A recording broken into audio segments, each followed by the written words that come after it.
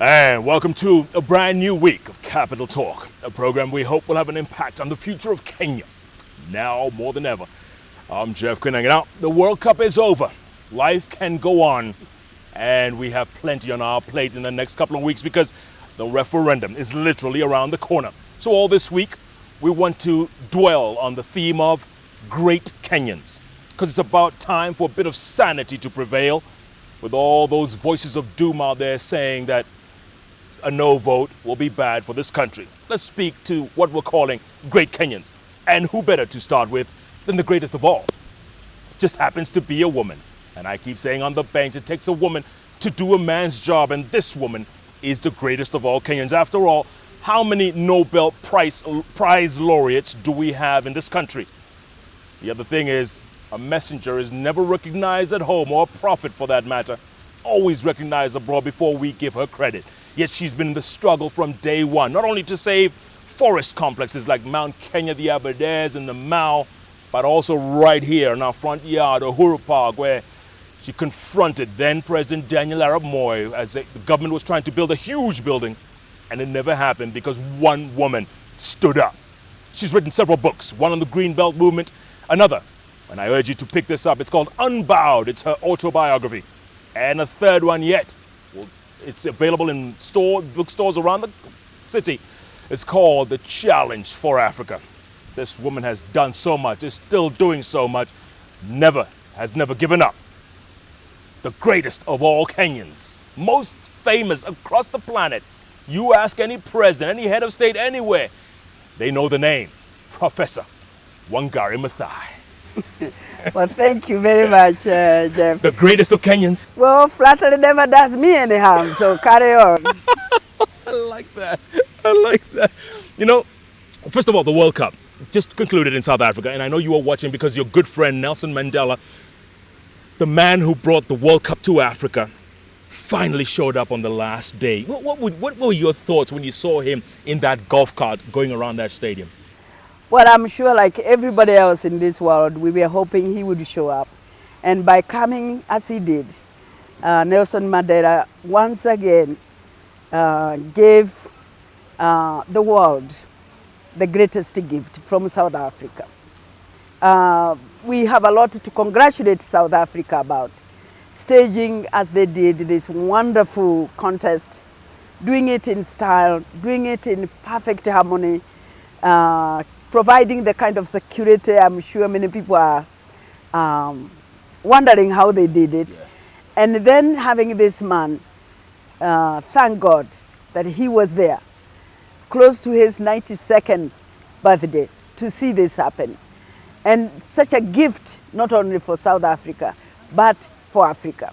So as I saw him there, and the pictures speak so eloquently about his grace, about his charm, about the fact that this is a man who gave everything.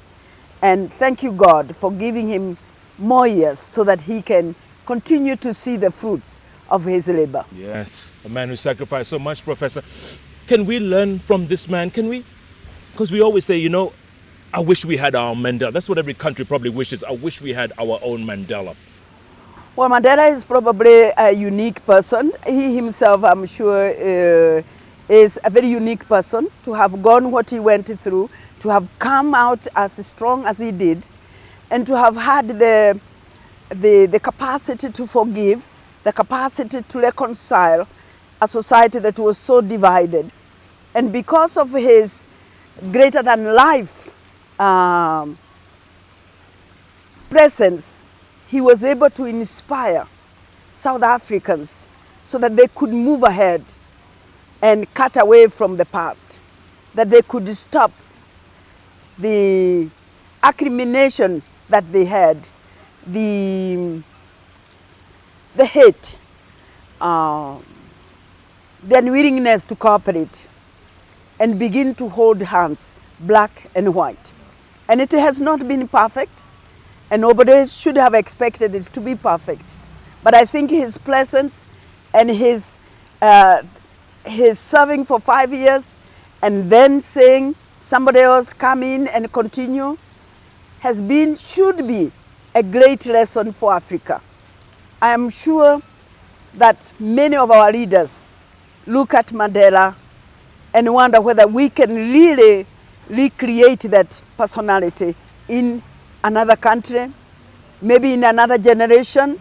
I hope that many, many young people growing up will look at Mandela and wish that they can replicate that personality and give Africa that kind of leadership, because Africa has suffered so much, mostly because it has lacked the leadership, the kind of leadership that he has provided.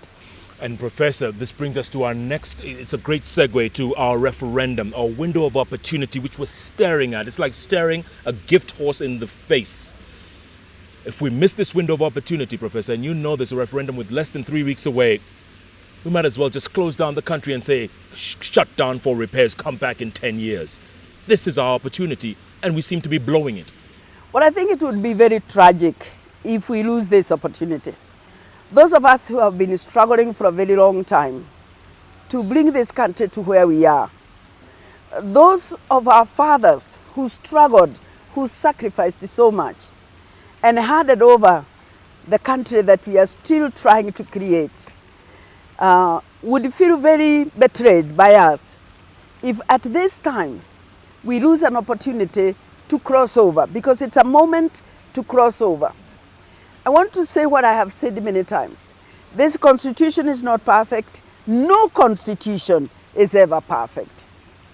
Even the Constitution of the United States of America, which was never discussed by the public of America, it was created by the founders of the United States of America, has been amended several times.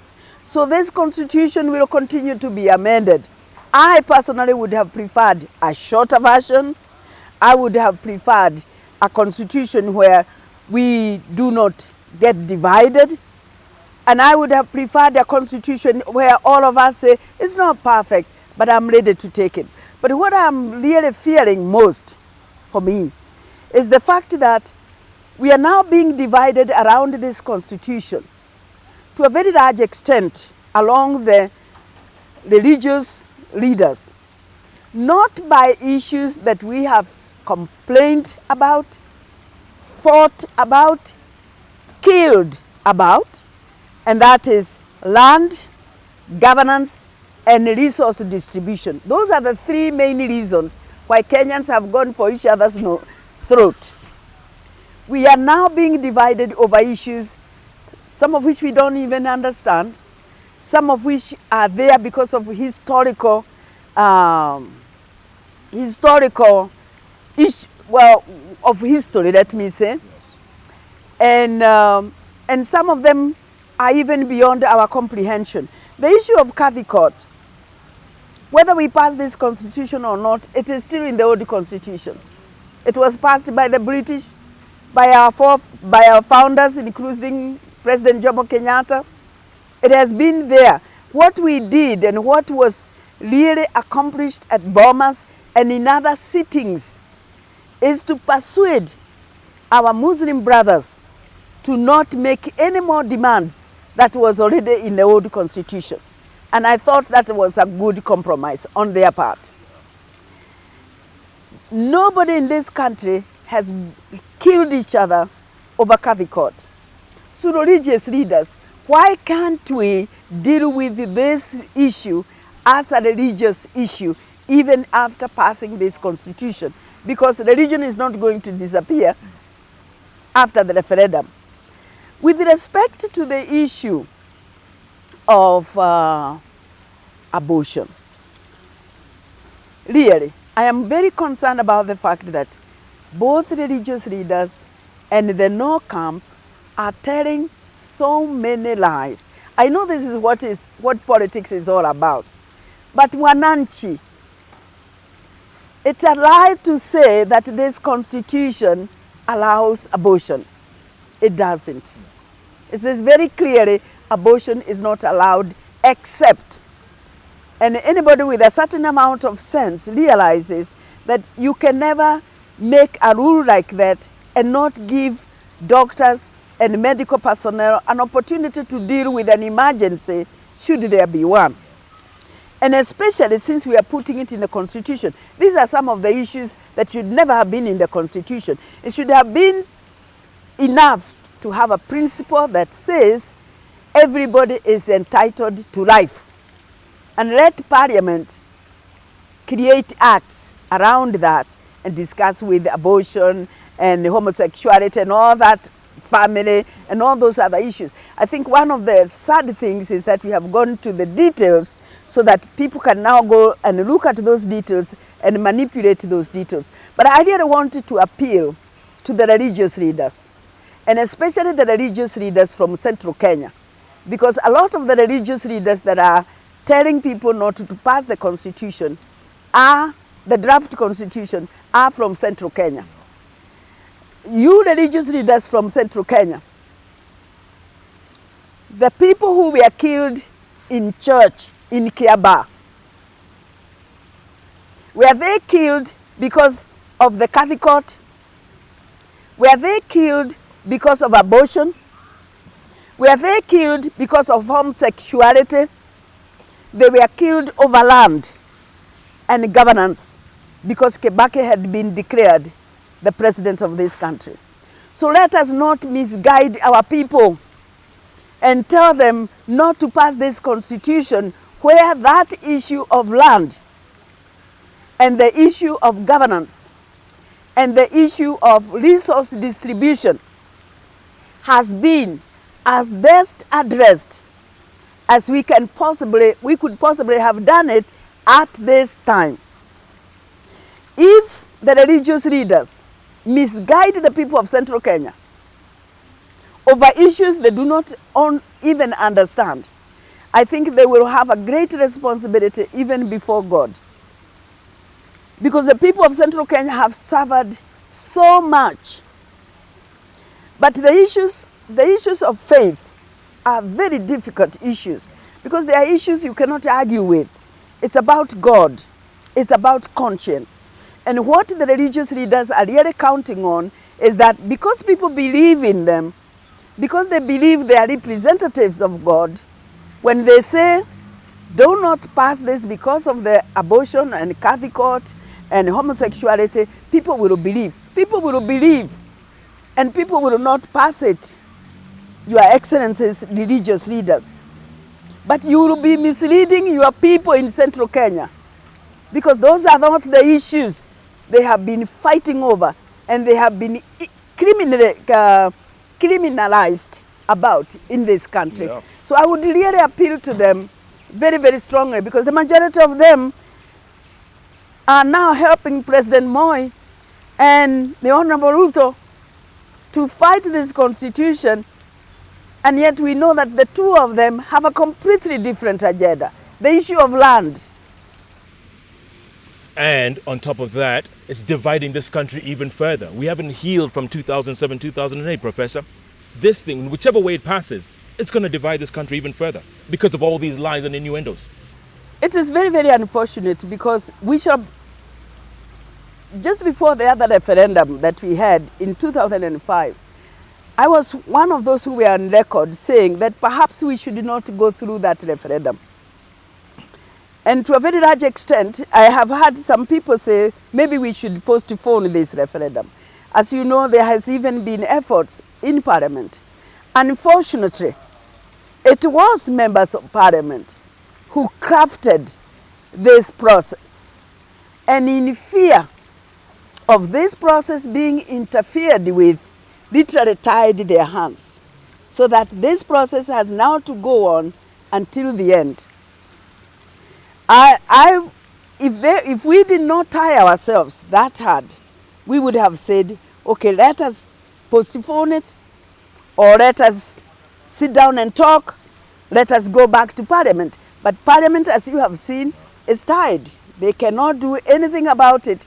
And this was done partly because of the aftermath of the 2007 general election. So we have created this bed, Kenyans. And so we have to lie on it. And we have to make the best of it. And in my opinion, the best of it is to pass this constitution so that we can deal with the three issues that are the most divisive issues in our country, that are the issues that we have literally shed blood over. And that is governance, land, and resource distribution. Professor, I want to talk more about that because that's crucial. Very few people are talking about that because they're just so into their own lives or into their own, they think about 2012, which is so short-sighted. I think it was PLO who told me on the bench once, a politician thinks about the next election. Statesman thinks about the next generation. I want to talk more about that. And also, speaking of generation, Saba Saba. Our forefathers, the Matibas, the Rubias, were merely mentioned last week after all the work they've done. What is it about our heroes, people like you, that they never recognize at home? First, let's take a break. It's only Monday, and the professor has spoken. Kenya's only Nobel Peace Prize laureate. I tell you, and it's a woman who does a man's job. Professor Wangari Maathai fears nobody. Speaking from the heart, and she says, this is our window. Cannot afford to lose this opportunity. Sit back. It's only Monday. Capital Talk is back in a moment.